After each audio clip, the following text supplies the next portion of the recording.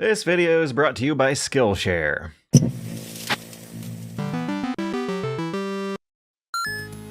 Oh my god, they actually went and did it! The MSX? Metal Gear? Wait, you're telling me this is based on Metal Gear 2 in particular? I've always felt like if it were to release out of nowhere onto Steam today, Metal Gear 2 would make $1 gazillion and win $1 gazillion awards. It's a briskly paced cinematic story told through satisfying, diverse stealth gameplay challenges with attractive pixel art and beautifully catchy chiptune music, all of which are ingredients that would fit right into the modern-day indie gaming landscape. It is a game that is so good, so confidently executed, and so ridiculously highly polished that it retroactively makes Metal Gear Solid 1 look worse by virtue of revealing what a remake the 1998 PlayStation mainstream classic is compared to the 1990 MSX cult classic original. But that's not the timeline we ended up living in. Most Metal Gear Solid fans didn't encounter these games in sequential order due to some corporate politics that had IBM and Apple dominating the personal computer market outside of Japan and Europe, where MSX computers were able to get a foothold. So in Europe, in Spain in particular, an intersection of interesting cultural events butterfly affected into a pixel art indie developer on Steam, finally following up on those blueprints that Metal Gear 2 provides for a satisfying 2D tale for the modern era. Metal Gear 2 is a set of blueprints I've been wanting to see a developer tackle for years. For UnEpic Fran, as this developer goes by, the process started with the MSX being widely popular and available in schools, and a European version of its best adventure game readily available to get imprinted in those childhood memories. The MSX was also archaic enough to require a bit of coding knowledge to really make the most use out of, harkening back to an age where the kids growing up with computers were the kids learning how to code in BASIC who would later grow up into adults becoming professional software developers. To some extent, years after the MSX, the Spanish localization of Metal Gear Solid 1 should also be given a mention, as one of the most highly regarded translation jobs in history and a treat that the rest of the series didn't really get again. All of these events make the backbone of UnMetal, a parody game made by someone who's actually more of a Metal Gear fan than they are a Metal Gear Solid fan. So instead of a straight up Mad-Libbed spoof of the source material, a lot of the humor going on here might actually be less referential than what you're expecting.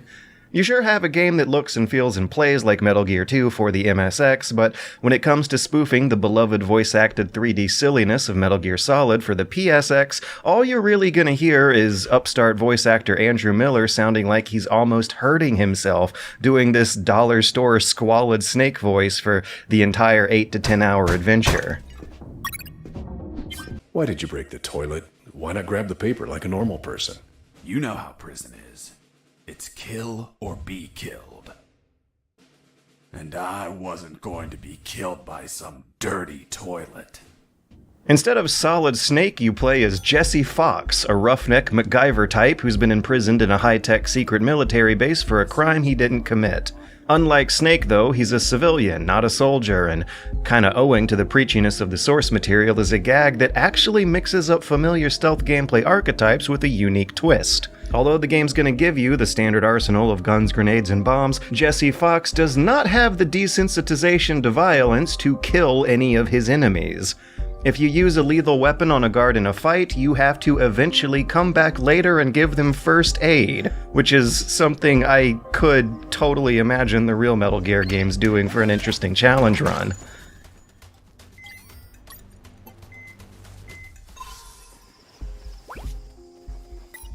He's also an unreliable narrator, retelling this escape story with occasional dialogue prompt gags for players to eventually choose their own adventure.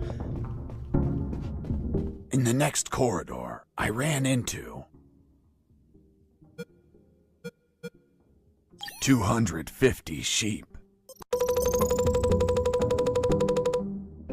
A lot of these jokes won't translate as well in trailers or videos as they do when you're playing the game. These 250 sheep here would just be some pure LOL random absurdism if it were not used for a punchline that affects your gameplay later. Wading through all those sheep slows you down in a room used for a time limit challenge.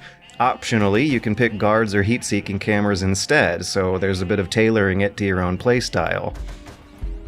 And the density of those jokes the game throws at you, it is thick. Something's gonna hit you every 5 to 10 minutes, and while they don't all nail the landing, enough did for me to have a majority of the wholesome chuckles I think I've gotten out of any other spoof game making fun of a genre or title this specific. I mean, there's no shortage of general comedy gameplay out there, since slapstick humor and physical comedy is baked into a lot of mainstream hits, especially Metal Gear Solid itself, but what seems more rare is games doing comedy writing well. And what gaming seems absolutely thirsty for are more hits that are direct, explicit, openly aimed parody spoof games done in the tradition of a Naked Gun or Blazing Saddles movie. The closest thing to UnMetal I can think of, whose target was as specific as this game's, is Eat Lead, The Return of Matt Hazard, which didn't exactly reach these heights. UnMetal is far less hokey than where the bar is currently set.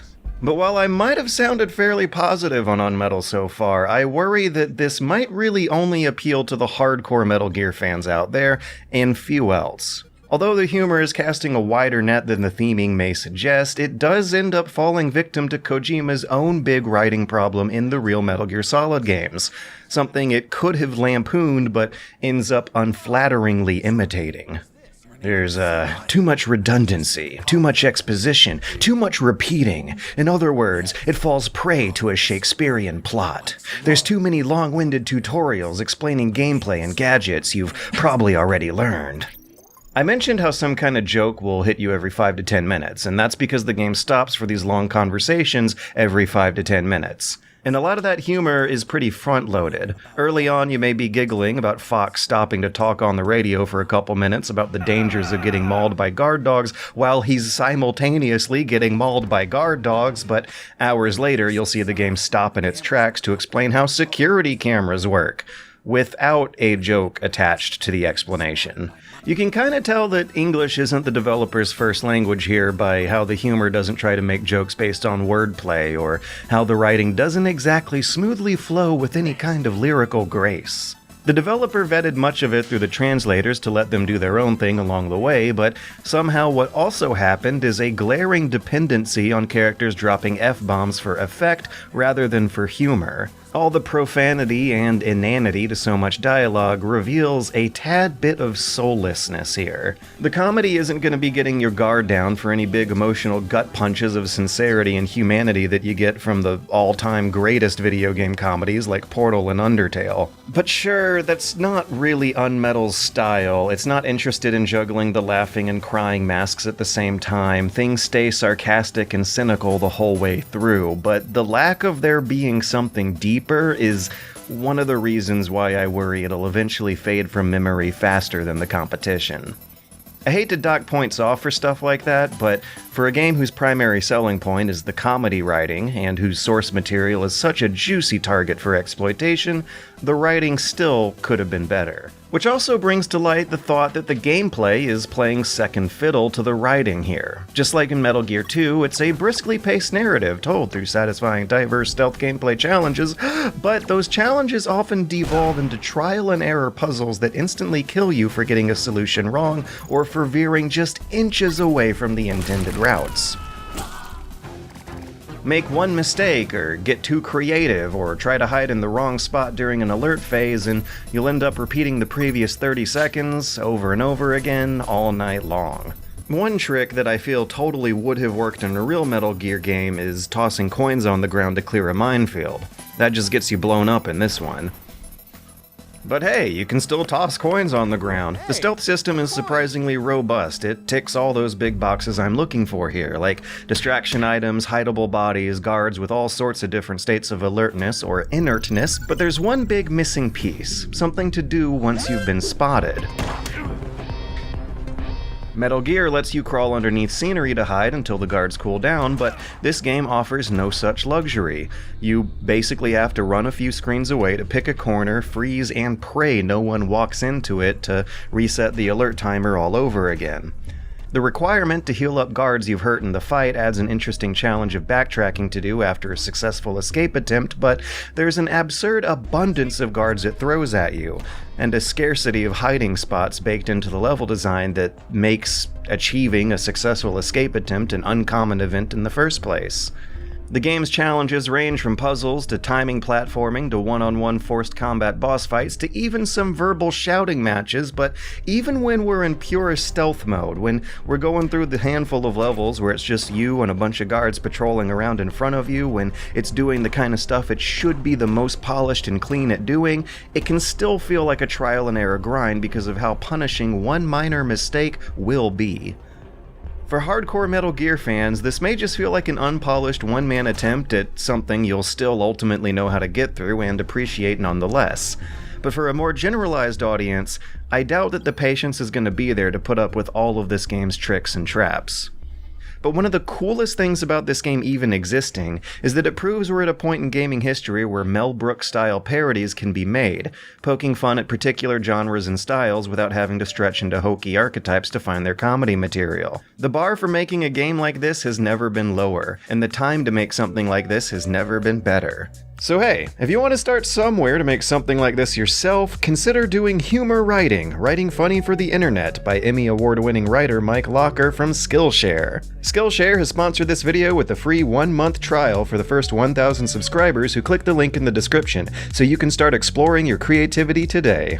Skillshare is an online learning community that offers thousands of inspiring classes for stuff this channel might have gotten you interested in, like writing quality stories of both fiction and nonfiction, character development and illustration, game design, and social media marketing, all curated specifically for learning, so there's no ads and a constant stream of new premium classes coming in. They're subtitled in German and Dutch and Spanish if you need that, they're created and hosted by award-winning experts, and they have a library of thousands of classes covering everything from creative skills to financial literacy to how to start your own businesses. So once again, that's 1 free month for clicking the link in the description. Thanks again to Skillshare for sponsoring, and thanks again for watching.